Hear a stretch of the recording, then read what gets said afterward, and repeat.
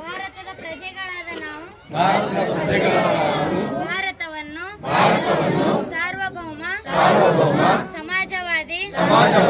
ಜಾತ್ಯತೀತ ಪ್ರಜಾಸತ್ತಾತ್ಮಕ ಗಣರಾಜ್ಯವನ್ನಾಗಿ ರೂಪಿಸುವುದಕ್ಕಾಗಿ ಭಾರತದ ಎಲ್ಲಾ ಪ್ರಜೆಗಳಿಗೆ ಸಾಮಾಜಿಕ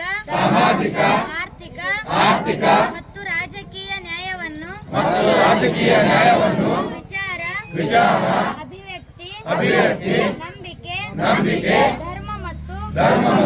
ಉಪಾಸನೆಯ ಸ್ವಾತಂತ್ರ್ಯವನ್ನು ಸ್ಥಾನಮಾನ ಮತ್ತು ಅವಕಾಶಗಳ ಸಮತೆಯನ್ನು ಉಪಾಸನೆಯ ಸ್ವಾತಂತ್ರ್ಯವನ್ನು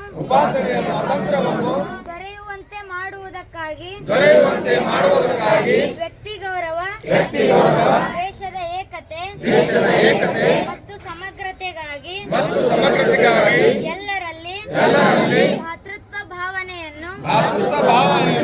ಮೂಡಿಸುವುದಕ್ಕೆ ದೃಢ ಸಂಕಲ್ಪ ಮಾಡಿ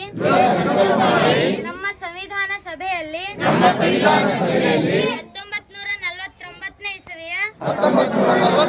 ಇಸವಿಯ ನವೆಂಬರ್ ತಿಂಗಳ 26ನೇ ದಿನದಂದು ಈ ಸಂವಿಧಾನವನ್ನು ನಮಗೆ ನಾವೇ ಅರ್ಪಿಸಿಕೊಂಡು ಅಂಗೀಕರಿಸಿ ಶಾಸನವಾಗಿ ವಿಧಿಸಿಕೊಂಡಿದ್ದೇವೆ.